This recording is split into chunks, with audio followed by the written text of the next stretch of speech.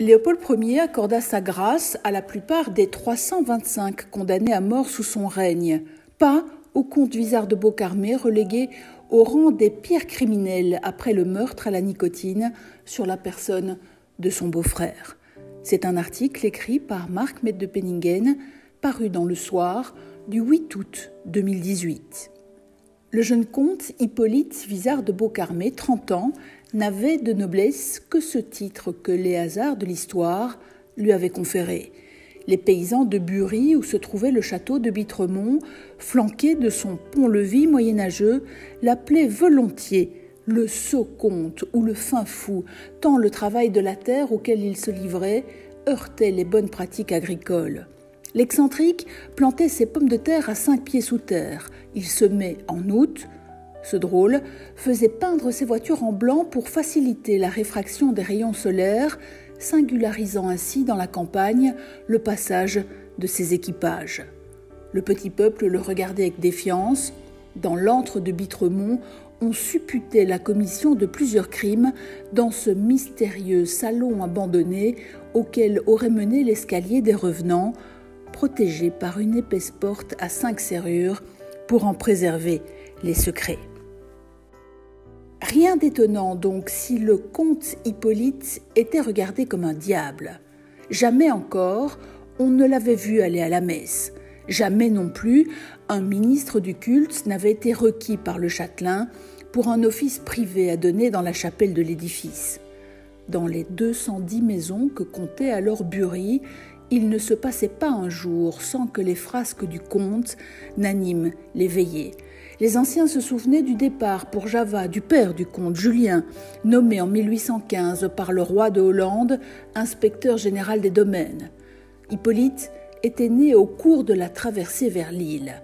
La chronique rapportait que le jeune fut nourri du lait d'une de ces métisses au sang ardent, aux passions violentes, qui, sous un ciel de feu, se multiplient dans les habitations coloniales, comme les fleurs empoisonnées s'épanouissent dans les serres chaudes. On disait que, suivant les usages mystérieux de sa race, sa nourrice malaise lui fit manger un cœur de lion pour en faire un homme de courage. Les événements de septembre 1830 mirent fin à la mission à Java du comte Julien, contraint de rentrer en Belgique. Il n'y resta pas longtemps, acquérant une concession dans l'État d'Arkansas, au pied des Rocheuses. Le jeune Hippolyte, alors âgé de 14 ans, peu éduqué, y vit une nouvelle aventure sauvage qu'il décrira plus tard. Nous couchions sur les peaux des animaux tués et leur chair faisait notre nourriture. Voilà donc le profil atypique et inquiétant du jeune châtelain dont le pays de Bury était contraint de s'accommoder en cette année 1843. Celui d'un homme construit par une existence aventureuse qui ne lui avait fait gagner que les vertus de l'Indien, la patience, le sang-froid et la ruse. De la ruse, il en avait à revendre. Elle lui avait valu auprès des paysans son autre surnom, le Los, l'homme de mauvaise foi. Hippolyte avait la réputation de renvoyer ses créanciers, quitte à fermer le pont-levis du château pour empêcher toute confrontation.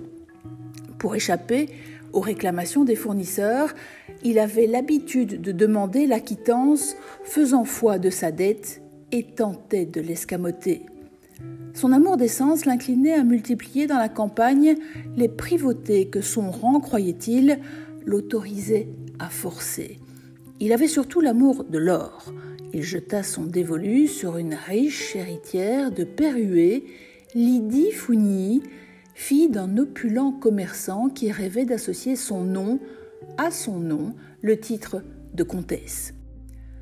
Le frère de Lydie, Gustave, était en outre de santé chétive. Un accident de cheval l'avait laissé boiteux. Il paraissait condamné à brève échéance. Pour Hippolyte, cette union ne pouvait que réserver la meilleure issue financière. Le mariage fut célébré le 5 juin 1843. Il se révéla sur le plan pécuniaire catastrophique. La rente de 7000 livres dont bénéficiait le jeune couple, friand de luxe et d'une domesticité nombreuse, se révéla vite insuffisante. L'héritage du père de Lydie en 1846 ne délaissa qu'un maigre magot, ce dernier étant perclus de dettes. Au début de l'année 1850, Hippolyte Vizard de Beaucarmé avait déjà aliéné la plupart des biens de sa femme. Il se retrouvait confronté à une dette de 100 000 francs et se vit contraint de déposer au Mont-de-Piété les bijoux de Lydie en échange d'une modique somme de 400 francs. L'entente au sein du couple s'était dégradée à la faveur des écarts nombreux du comte. Un enfant était né de ses amours clandestins avec l'une des domestiques, Célestine. Gustave, le frère de la comtesse, continuait à se refuser de mourir. Il avait même formé le projet de se marier avec l'une des filles du comte de Dutzel, dont il avait acheté le château de Grand-Metz à 3 km de Bitremont. Le mariage fut fixé au 21 novembre 1850. Les Vizard de Beaucarmé voyaient dans cette alliance la perte certaine d'une occasion de se redresser financièrement. Sous le prétexte d'un voyage en Allemagne qui ne pouvait être différé, ils annoncèrent à Gustave qu'il ne pourrait être présent au mariage. La veille de la cérémonie, le 20 novembre, ils avaient prié le frère de la comtesse de se rendre au château de Bitremont afin de lui donner procuration pour assurer la gestion du domaine durant leur absence. Le dîner, prévu à 15h, s'ordonna à l'encontre des habitudes qui s'imposaient à la domesticité. Le cocher, Gilles Vandenberg, habituellement assigné au service de table, fut prié d'aller porter un pli au château de Grand-Metz. Marie Palle, l'institutrice des 3 enfants qui dînaient habituellement à la table des maîtres, fut priée de prendre son repas en chambre avec les enfants. La table était dressée de soupe de riz, de poule au riz, de choux et de saucisses. La nuit était tombée sur Bitremont.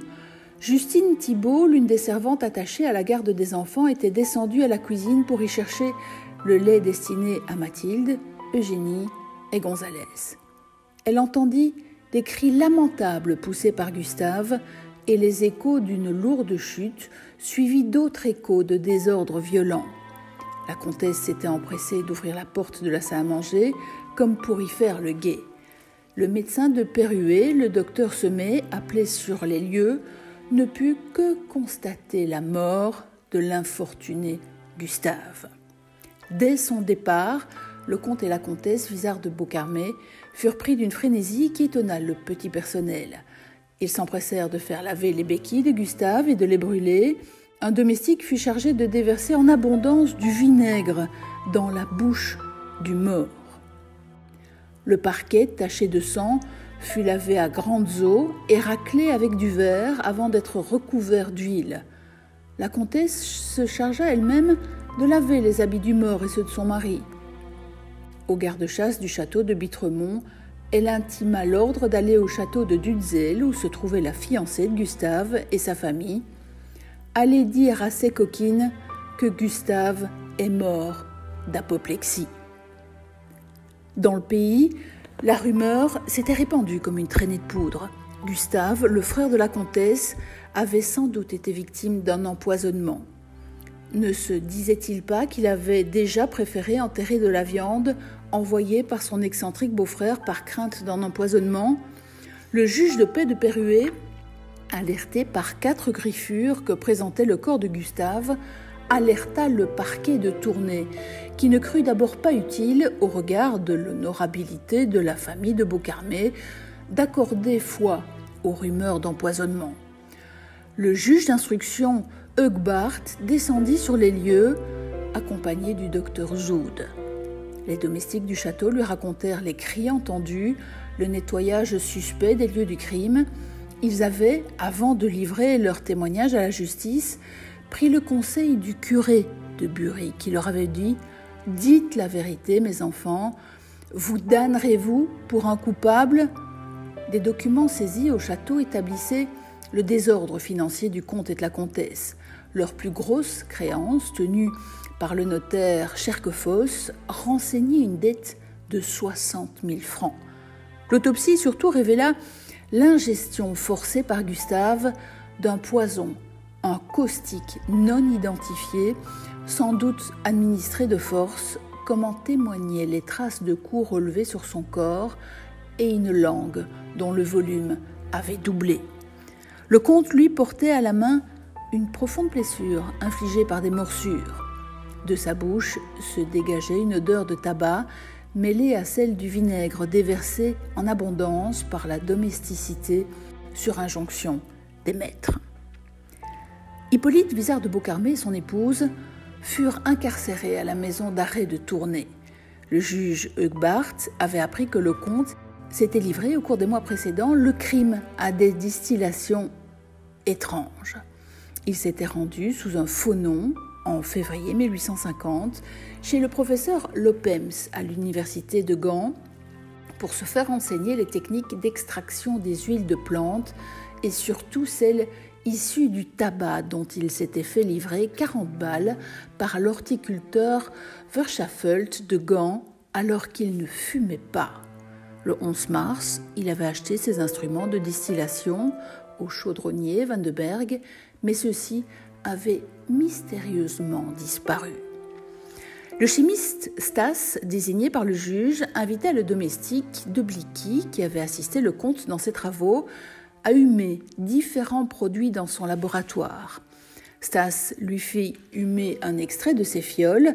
« Ah, voilà l'eau de Cologne de monsieur le comte », s'exclama-t-il en précisant que cette eau de Cologne distillée par Vizard de Beaucarmé l'avait rendu malade. Il avait eu plus de chance que le chat gris du château et un canard sur lequel avait testé l'effet mortel de son poison. Leurs carcasses furent retrouvées enterrées dans le parc du château. Au terme de longues recherches, les 2 gendarmes commis à l'enquête finirent par découvrir, dans le faux plafond de la chambre d'une servante, les éprouvettes et alambics utilisés par le comte. Le procès qui s'ouvre le 27 mai 1851 à la cour d'assises de Mons est couvert par 97 journaux belges et européens. Le président Lyon a fait abattre des cloisons pour augmenter de 500 places la capacité de la petite salle de la rue de Nimy qui ne peut accueillir que 150 personnes. La foule est tellement nombreuse qu'un système de billets a été mis en place pour assurer un accès au plus grand nombre. La plupart des spectateurs n'ont droit qu'à quelques heures d'audience. Derrière la cour ont pris place avec gravité le gouverneur de la province du Hainaut, le président de la Chambre, Pierre-Théodore Verhagen, et le ministre de la Guerre, Mathieu Brialmont, qui est aussi l'aide de camp du roi Léopold Ier. Les 2 gendarmes affectés à la garde du comte le traitent avec déférence. Le chapeau de monsieur le comte, les gants de monsieur le comte. Malgré les lourdes charges retenues contre elle, la comtesse Lydie accumule les points au fil des audiences qui tracent un portrait détestable de son mari. Le président Lyon doit sévèrement rappeler le comte à l'ordre lorsqu'il éclate de rire à l'audition de son garde-chasse avec lequel il s'en allait chercher des filles dans le pays. C'était un bouquin, un lièvre. Le président, vous savez qui est l'auteur de cette mort ? Le comte. C'est ma femme, assure-t-il. L'assistance est stupéfaite et indignée. Le comte assure que Lydie elle-même aurait été chercher dans son laboratoire la fiole contenant la nicotine distillée pour ses expérimentations agricoles et en aurait versé le contenu dans le verre de son frère. Cette charge frontale contre la jeune femme fait impression sur les jurés. Le procureur général de Marbais a beau souligner dans son réquisitoire qui s'étale sur 2 jours les preuves qui accablent la comtesse, rien n'y fait. Lorsque le 14 juin 1851, le comte Vizard de Beaucarmé s'entend condamné à la peine de mort, il garde sa contenance. Son visage ne traduit aucune émotion. Quelques secondes plus tard, il laisse échapper un sourire triomphant quand l'acquittement de Lydie est prononcé. « Du moins, ma femme est acquittée, dit-il, j'ai gagné la moitié de ma cause », laissant entendre que ses attaques désordonnées contre Lydie n'avaient eu d'autre but que de distraire l'attention des lourdes charges pesant sur elle. Leurs 3 enfants allaient retrouver leur mère, Lydie pouvait enfin hériter des biens de son frère. L'unique mobile du piège mortel n'avait eu d'autre but que de distraire l'attention des lourdes charges pesant sur elle. Leurs 3 enfants allaient retrouver leur mère, Lydie pouvait enfin hériter des biens de son frère, l'unique mobile du piège mortel dans lequel Gustave Fougny était tombé au château de Bitremont. Le silence de mort qui s'installa, après l'annonce du verdict, dans la salle de la cour d'assises, ne fut troublé que par les cloches de la cathédrale Sainte-Vaudrue qui annonçaient pour le lendemain les festivités du Doudou, dans lequel Gustave Fougny était tombé au château de Bitremont. Le silence de mort qui s'installa, après l'annonce du verdict, dans la salle de la cour d'assises, ne fut troublé que par les cloches de la cathédrale Sainte-Vaudrue qui annonçaient pour le lendemain les festivités du Doudou.